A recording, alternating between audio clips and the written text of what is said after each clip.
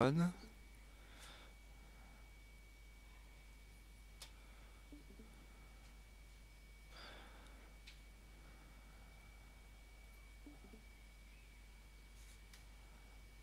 15. Allez, on progresse.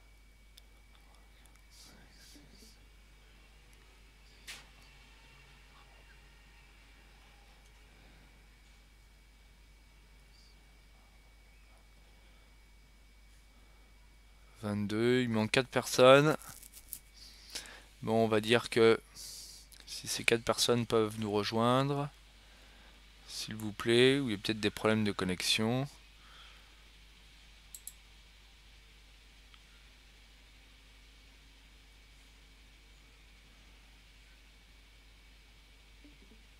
Ah, ça y est, on en a une de plus. J'attends le message d'Imran.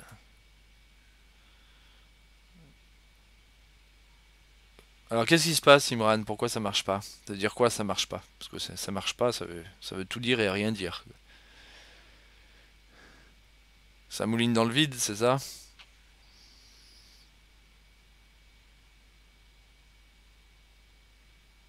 Vous êtes sur votre téléphone, Imran? Ou sur votre ordinateur? Et vous êtes sur quel type de connexion? Sur de la fibre, sur la DSL, sur votre 4G?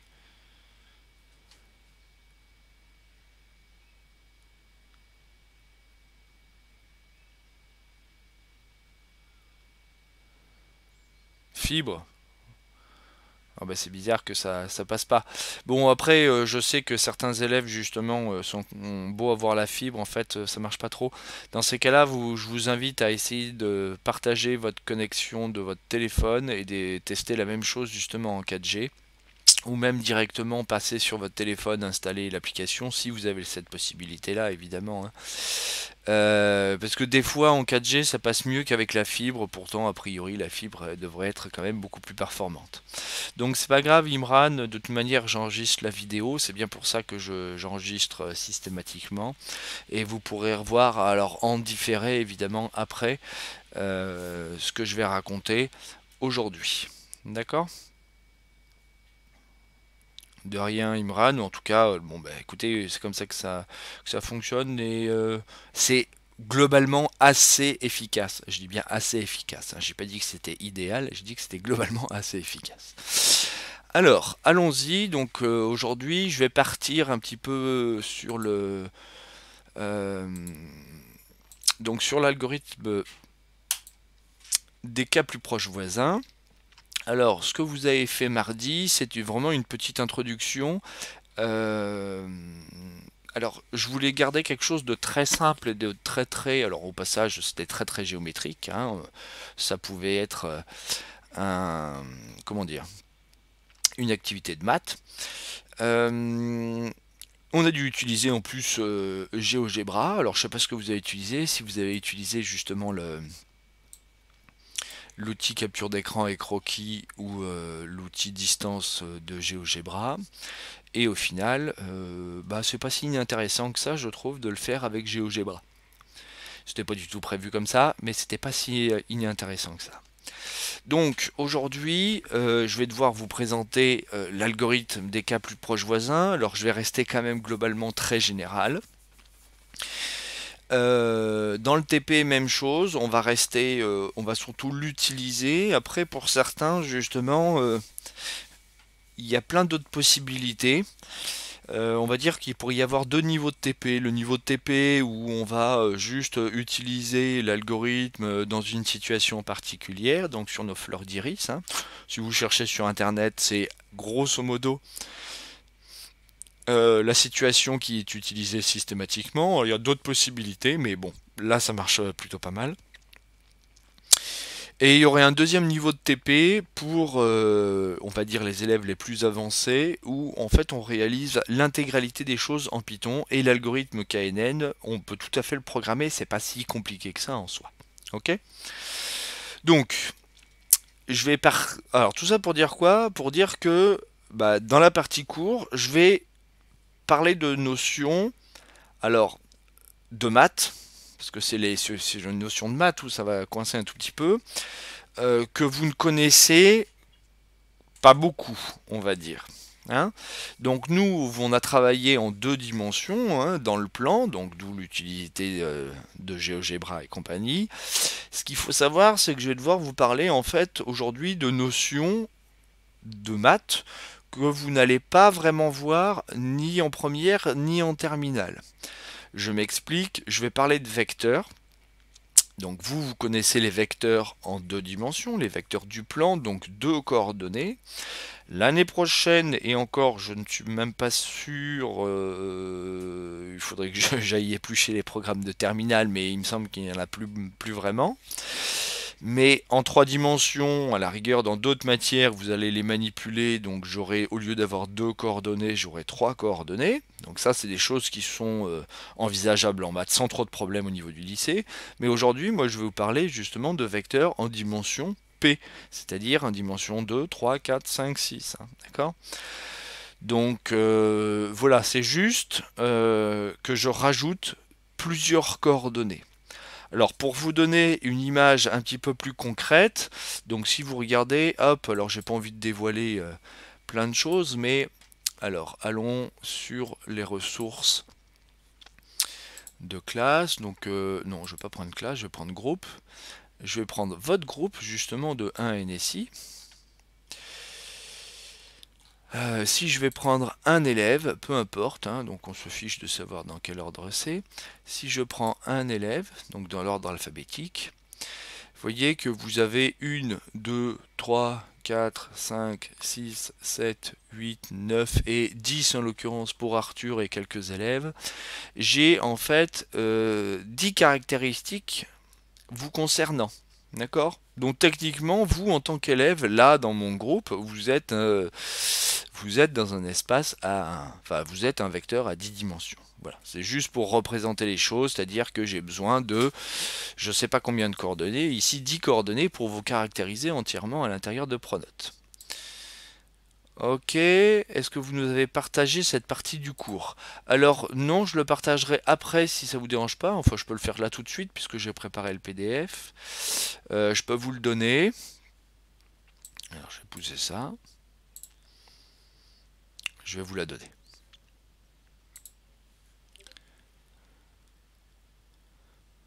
Ok, donc c'est toujours le même fichier de cours hein, que je complète au fur et à mesure. Alors c'est pas qu'il n'est pas prêt en soi, mais c'est juste que en fait j'ai plein de choses qui sont déjà prêtes mais qui sont pas forcément dans le bon ordre.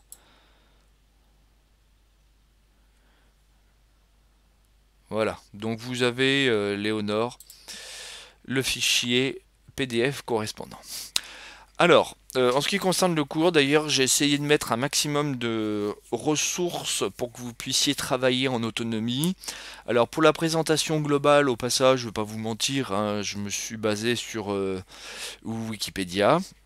Alors pourquoi faire cette chose-là? Tout simplement parce que Wikipédia, vous connaissez le principe, hein, mais vous avez en fait des liens justement vers énormément de ressources et ça permet justement pour vous dans le cours de cliquer sur ces liens-là et d'aller, enfin si ça vous intéresse évidemment, d'aller compléter, on va dire, en autonomie un certain nombre de choses et aller lire les articles. Hein. Donc, un bref aperçu justement, alors je vous invite toujours à aller voir cette vidéo justement sur l'intelligence artificielle parce qu'en fait tout ça est présenté globalement et de manière beaucoup plus précise par quelqu'un qui est largement plus légitime que moi en fait pour présenter ce domaine, d'accord, puisqu'il travaille là-dedans directement. Alors, et en plus la présentation est très très claire et très bien présentée, enfin voilà, donc c'est quelque chose qui est, voilà, qui est très intéressant. Alors, l'apprentissage automatique, ce qu'on appelle machine learning justement en anglais, donc c'est un champ d'étude de l'intelligence artificielle. Donc dans l'intelligence artificielle, si vous regardez la vidéo, il y a deux grandes tendances en fait dans l'intelligence artificielle et on n'est pas tout à fait justement clair sur les... Enfin voilà, on a deux tendances, on va dire, de conception justement de l'intelligence artificielle. Sans rentrer justement dans les comment dire, dans des notions un peu folkloriques, type ce qu'on peut voir dans les films ou dans les séries, etc., etc. Hein. Alors, l'intelligence artificielle, au passage, on y est confronté. Alors même si vous voulez, si vous refusez en fait un tout petit peu ou si ça peut vous faire peur, l'intelligence artificielle aujourd'hui c'est quelque chose qui est déjà un peu omniprésent justement dans notre société. Alors je vais prendre des exemples qui sont assez simples mais qui sont très concrets. Si vous utilisez alors, est-ce que c'est l'intelligence artificielle? On peut débattre là-dessus, mais si vous utilisez Siri sur Apple, si vous utilisez Alexa, alors Alexa, je crois que c'est Amazon, voilà. Si vous utilisez Cortana sur Windows, donc ce sont des assistants, il y a plein d'autres des assistants justement personnels, voilà. Donc tous ces objets, on va dire, sont voilà, sont des objets concrets qui rentrent dans le champ de l'intelligence artificielle. Après, on peut utiliser d'autres systèmes. Nous, aujourd'hui, on va quand même pas mal se rapprocher de d'applications de reconnaissance justement. Alors reconnaissance, nous ce sera pas de la reconnaissance faciale, mais ce sera de la reconnaissance de plantes. Voilà, la reconnaissance faciale, qui est des choses qui sont quand même tout à fait d'actualité aujourd'hui. Après, on a plein d'intelligence artificielle qui est utilisée, par exemple, pour les actions en bourse. Enfin, là, il y a énormément de champs où l'intelligence artificielle est déjà utilisée. Il y a d'autres applications également, je ne sais pas si vous connaissez, je sais, j'arrive plus à retrouver le nom. Application justement permettant, vous prenez une photo hein, et puis ça vous vieillit. Je ne sais plus quel est le nom exactement, enfin bon peu importe, il y a peut-être quelqu'un qui va me donner justement le nom de cette application. Voilà, donc tout ça est basé en fait sur des algorithmes dits d'intelligence artificielle. Alors Photoboost, non, ça c'est, je crois que c'est l'application de base de photos sur iPhone, il me semble. Enfin bon, voilà, c'est une application de base. Elle existe peut-être sur Android. C'est pas tout à fait celle-ci, c'en est une autre, mais qui permet de. Voilà, FaceApp. Merci Timothée. Donc cette application justement utilise des algorithmes dits d'intelligence artificielle. Alors il faut quand même se méfier quand on vous parle d'intelligence artificielle parce que à l'intérieur, on a énormément de champs d'application à l'intérieur et j'ai envie de dire qu'on est déjà pas mal avancé, mais on en est quand même vraiment au début. Hein, voilà. Donc, alors revenons au cours. Donc, qui se fonde sur des approches mathématiques et statistiques pour donner aux ordinateurs la capacité d'apprendre. Donc ça, c'est le machine learning, hein, d'apprendre à partir de données, c'est-à-dire d'améliorer leur performance à résoudre des tâches sans être explicitement programmé pour chacune. Donc, quand on parle de machine learning au sens strict, en fait, on a toute une phase d'apprentissage justement où l'algorithme au début est, on va dire, notre ordinateur, notre application n'est pas du tout intelligente, au contraire elle fait des choses de manière totalement stupide, mais l'idée en fait du machine learning c'est que à partir d'une grosse base de données justement à force de s'entraîner sur un certain nombre de données, l'algorithme et l'application va être de plus en plus efficace et va réussir justement à résoudre de manière beaucoup plus fine des problèmes donnés. D'accord ? Donc ça, c'est ce qu'on appelle le machine learning. Alors, à l'intérieur de cet apprentissage automatique, donc on a ce qui s'appelle l'apprentissage supervisé. Donc je ne lirai pas ce mot en anglais pour pas dévoiler mon accent absolument déplorable, mais donc c'est une tâche d'apprentissage automatique consistant à apprendre une fonction de prédiction, d'accord, à partir d'exemples annotés, au contraire de l'apprentissage non supervisé. Ok, donc je vous ai mis des liens justement pour approfondir chacune de ces notions et aller voir justement quelle est la définition un peu plus stricte. Hein. Donc on distingue les problèmes de régression. Alors les régressions, tout ça, c'est des choses qu'on utilise déjà en maths depuis un certain nombre d'années. Hein. Vous avez peut-être utilisé cette notion-là d'ailleurs en physique. Bah, est-ce que vous avez utilisé Regressi justement comme logiciel? Tiens, est-ce qu'il y a des gens qui ont utilisé Regressi? Est-ce que vous pouvez me répondre s'il vous plaît? Voilà, donc un Regressi, c'est pas très compliqué. Alors notez que bah, quand vous faites une régression linéaire, c'est ce que vous faites en général en physique-chimie, bah, on est loin de l'intelligence artificielle, hein. Donc vous voyez, il faut un peu désacraliser dès qu'on parle d'intelligence artificielle, il faut savoir de quoi on parle derrière. Donc faire une régression linéaire, c'est tout de suite beaucoup moins, on va dire, impressionnant que parler de reconnaissance faciale ou ce genre de choses-là. Mais bon, en fait, on est exactement ce qu'on va faire aujourd'hui, c'est on s'en rapproche un tout petit peu. Donc d'un point de vue strict, hein, on distingue les problèmes de régression des problèmes de classement. Donc un problème de régression, justement, c'est quand on parle de variables quantitatives. D'accord. Tandis que les problèmes de prédiction d'une variable, c'est les problèmes de prédiction, pardon, c'est sur une variable qui est qualitative. Alors c'est là où justement aujourd'hui, ben, on va faire un petit peu les deux, parce qu'en réalité, donc au début, nous on a nos vous verrez, on aura nos espèces d'iris, on aura trois espèces d'iris, qui est a priori une variable qualitative, sauf qu'on va la transformer en variable quantitative, justement, en associant justement un chiffre ou un entier, peu importe, à chacune des trois espèces, hein. D'accord? Voilà. Donc, et maintenant, à l'intérieur de cet apprentissage justement supervisé, on a cette méthode des cas plus proches voisins, donc en anglais Can-Nearest Neighbor, hein, donc KNN. Donc dans ce cadre, on dispose d'une base de données d'apprentissage. Alors attention, la base de données, hein, contrairement à ce que j'explique ici, en réalité, alors je le rappellerai après, hein, mais la base de données d'apprentissage, elle existe déjà, hein, d'accord? On n'a pas besoin d'entraîner notre algorithme justement sur cette base de données, contrairement au machine learning au sens strict du terme. Donc c'est pour ça que la méthode des cas plus proches voisins, on est dans le champ de l'intelligence artificielle, mais en réalité, en fait, on est un tout petit peu en dehors du champ strict du machine learning. D'accord? Donc ceci dit, j'ai quand même une base de données d'apprentissage qui existe, hein, constituée de n couples entrées-sorties. D'accord? Donc j'ai un certain nombre d'entrées et j'ai la sortie correspondante.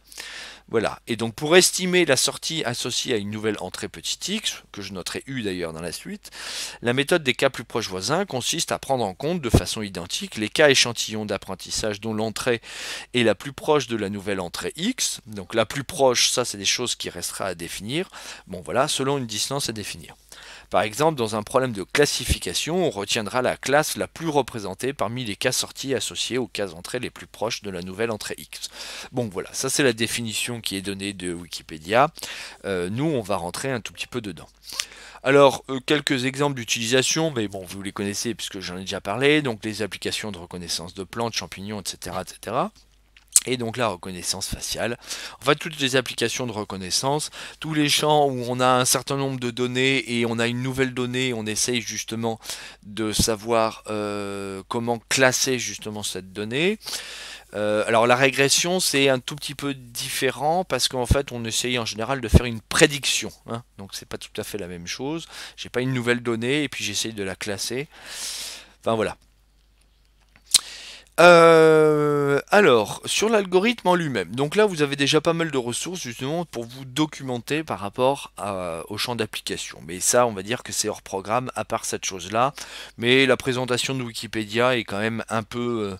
Enfin, il n'y a pas grand-chose en réalité. Tac, bonjour Enzo. Bon, je vais enlever votre absence, mais... moi qui ai presque fait des compliments sur vous l'autre jour, tous ces compliments se... Enfin voilà, s'arrêtent d'un coup, c'est quand même bien dommage.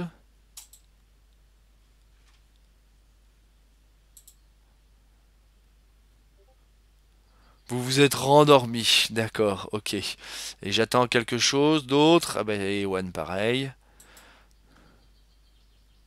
Donc je vais enlever votre absence. Et One, où est-ce que vous êtes? Ici. Voilà, donc vous êtes témoin.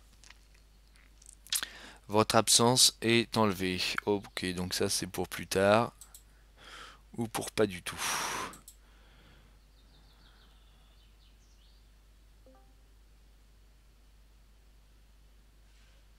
Voilà. Enzo, pareil, hein? La politesse voudriez que vous vous excusiez de votre retard, justement. Je vous laisse rattraper cette chose-là. Alors, donc je continue sur l'algorithme. J'ai trouvé, alors, à la demande de certains élèves, parce que vous m'aviez demandé justement d'avoir des vidéos. Alors, cette vidéo, elle est, comment dire, c'est pas une ressource réellement académique. Bon, peu importe. Elle est pas trop mal, je trouve. Voilà. Pour comprendre justement l'algorithme. Alors honnêtement, il n'y a pas grand-chose de plus que ce qui est raconté à l'intérieur, mais c'est toujours pareil, quand c'est quelqu'un d'autre qui raconte, très souvent on comprend mieux que quand c'est son propre professeur. Alors ici, je vais rentrer un tout petit peu dans des notations qui sont d'un point de vue des maths pas tout à fait évidentes. Bon, c'est pas grave, on va essayer, je vais quand même essayer de vous les présenter parce que en fait il faut comprendre si on veut l'utiliser, en tout cas l'algorithme KNN sur des données un peu plus grosses. Aujourd'hui on n'utilisera que des données en deux dimensions. Alors pour la simple et bonne raison, alors pourquoi utiliser des données en deux dimensions? Et bien pour tout simplement parce qu'on va pouvoir représenter justement ces données. Alors on utilisera encore Matplotlib pour représenter les données et ça permettra de voir les choses. Alors même chose en trois dimensions, on peut encore représenter les données, il faut les représenter en trois dimensions, ce qui est déjà un peu plus compliqué justement. Et puis après, quand on est en dimension 3, 4, 5, 6, on peut plus représenter les données. Donc pour faire des TP, c'est faisable, mais en fait, on n'a aucun moyen de vérification justement de ce qu'on peut avoir. D'accord? Alors, donc, l'algorithme des cas plus proches voisins ne nécessite pas de phase d'apprentissage à proprement parler, il faut juste stocker le jeu de données d'apprentissage. Donc c'est ce que je vous expliquais juste avant, hein. Il n'y a pas à entraîner l'algorithme sur un certain nombre de données. D'accord? Donc les données d'apprentissage, on les a, elles existent, et c'est à partir de ces données justement qu'on va pouvoir prendre une décision. Alors, allons-y sur les notations. Donc j'ai un ensemble E contenant n données, donc ça c'est toutes mes données. Donc labellisé, ça veut dire quoi? Ça veut dire que justement, à chacune de mes données, que je vais noter avec une flèche sous forme d'un vecteur, d'accord, j'ai justement la classification, si vous voulez, de chacune de mes données. Donc, en maths, on note cette chose-là donc entre accolades, vous connaissez la notation à accolade. Ici, si vous voulez, ce que j'ai, c'est d'une part chacune de mes données et la classification sur mes données. D'accord? Donc, X indice I, alors là c'est un petit I, hein, il n'y a pas le petit point comme à côté parce qu'il y a la flèche à côté. Donc ici pour I appartenant à 1n, alors je rappelle cette notation qu'on utilise, alors beaucoup en probabilité, mais je trouve que quand il s'agit de faire de l'informatique et de la programmation, c'est également de l'algorithmique, c'est très intéressant parce que, voilà, si vous voyez, là c'est tous les entiers de 1 à n, hein, d'accord? Donc j'ai n données justement. Donc où le vecteur xi, donc c'est une première donnée xi1, une deuxième donnée xi2, etc., etc., de dimension p, et jusqu'à la dernière x indice ip.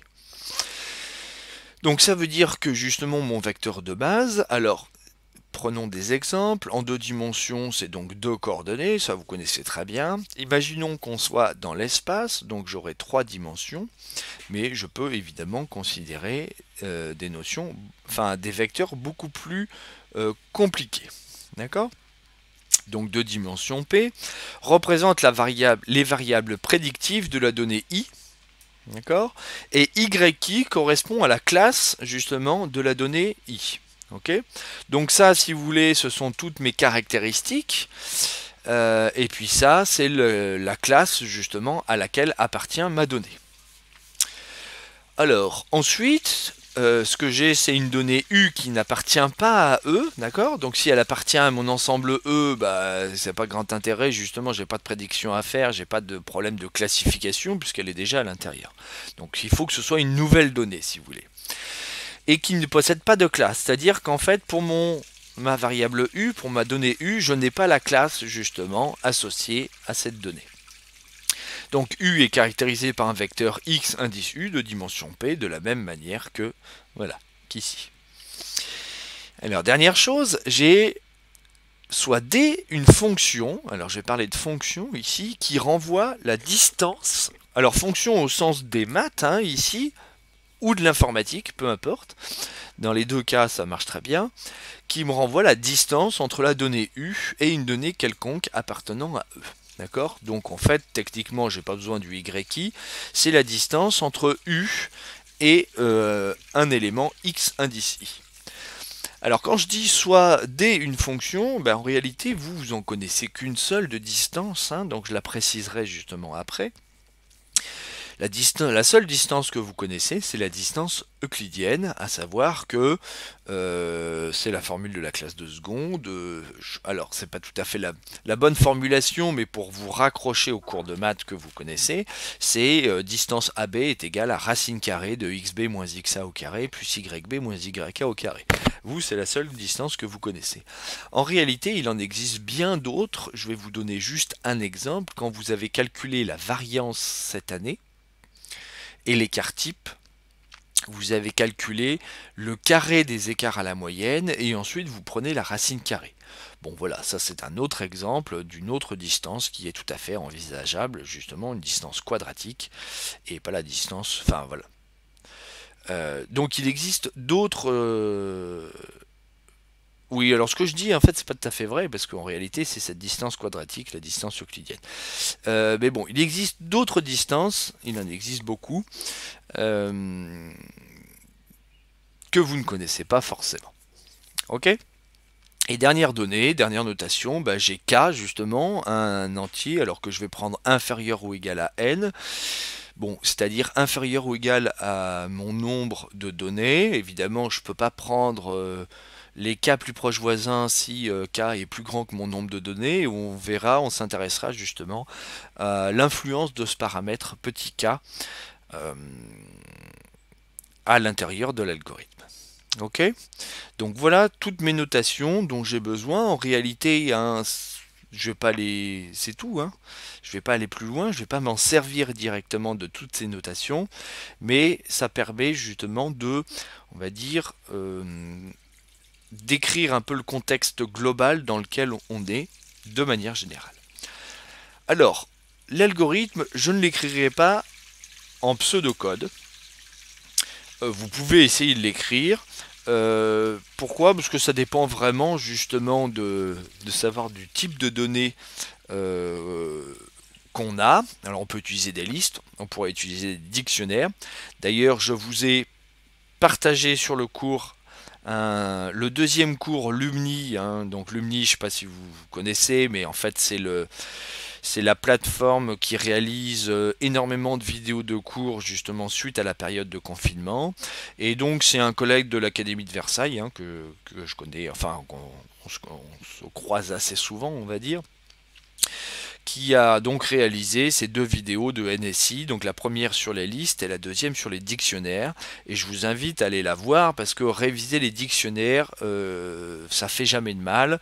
Les dernières fois qu'on a utilisé les dictionnaires, j'ai senti quand même, on va dire, quelques fébrilités chez certains sur cette notion-là. Alors, deuxième argument aussi, l'algorithme des cas plus proches voisins, je ne vais pas vous le demander de l'écrire dans le TP. D'accord ? Donc c'est pas la peine d'avoir un pseudocode directement. À mon sens, il vaut mieux comprendre comment fonctionne l'algorithme plutôt que l'écrire. Après pour ceux, je répète, qui veulent aller un peu plus loin, vous pouvez tout à fait le programmer, c'est quand même pas très compliqué. En réalité, c'est ce que je vous montrais là il y a tout à l'heure, on est passé devant justement sur le programme Python. Alors, quel est le principe?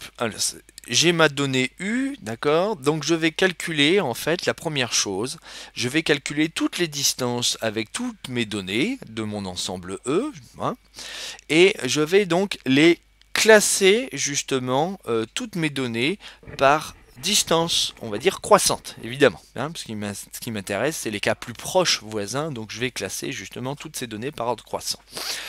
Et donc pour calculer ces distances, j'ai besoin de cette fonction, alors là pour le coup fonction informatique, la fonction D qui va me permettre de calculer justement la distance entre deux données quelconques.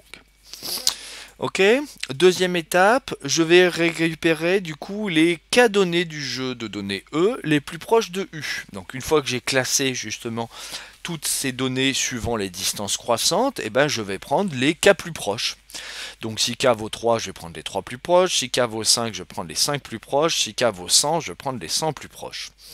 Ok, ça c'est la deuxième étape. Et dernière étape, parmi toutes ces données que je sélectionne, eh ben, je vais donc compter, je vais faire tout simplement des fréquences, hein, je vais calculer, enfin des effectifs, hein. Je vais donc garder la classe qui a l'effectif le plus grand. Si vous voulez, en fait, c'est un peu le mode à l'intérieur justement des dernières données, le mode au sens statistique, hein, de toutes les classes justement parmi ces cas données que j'ai retenues. Ok, donc je répète, hein, donc je calcule toutes les distances justement avec mes données. C'est ce que vous avez fait dans le petit tableau, hein, la dernière fois, hein. Vous les classez donc par ordre croissant de distance. Je récupère justement à l'intérieur de toutes ces données. Alors notez qu'on a besoin déjà de classer, donc de faire un algorithme de tri au passage. Voilà, et parmi toutes ces données, je vais conserver du coup la classe justement. Donc je vais attribuer à U la classe qui est la plus fréquente, d'accord, dont l'effectif est le plus grand. Alors si j'ai égalité, bah, il faudra choisir justement la première ou la deuxième. Alors, petite remarque, donc, la seule distance D que nous connaissons est la distance euclidienne en deux dimensions. Alors, je ne l'ai pas noté AB avec les coordonnées de A et de B, j'ai donné justement X. Alors ce qu'il faut savoir, c'est que X et X' sont donc deux données en deux dimensions, donc elles ont deux coordonnées, hein, une abscisse et une ordonnée tout simplement. Et donc je vous ai montré, je vous ai écrit justement cette formulation, donc c'est racine de x'1 moins x1 au carré plus x'2 moins x2 au carré. Et par rapport à ce que je disais tout à l'heure, bah évidemment cette formule est tout à fait similaire à la variance, contrairement à ce que je racontais, hein. Mais bon, donc il en existe bien d'autres, d'accord? Voilà. Alors, j'ai rien de plus à raconter sur le cours et je ne vais pas vous en parler plus. Ce que je vous propose de faire maintenant, c'est donc de passer à une séance de TP. Alors donc il est 9h18. Je vais vous donner le TP, comme ça vous allez pouvoir commencer à travailler. Et ensuite, je répète, je vous partage un lien justement, un formulaire, tiens. Un formulaire à remplir en ligne concernant Je fais tes maths. Ok, mais il faut que j'aille chercher le lien. Donc d'abord, je vais couper la vidéo et ensuite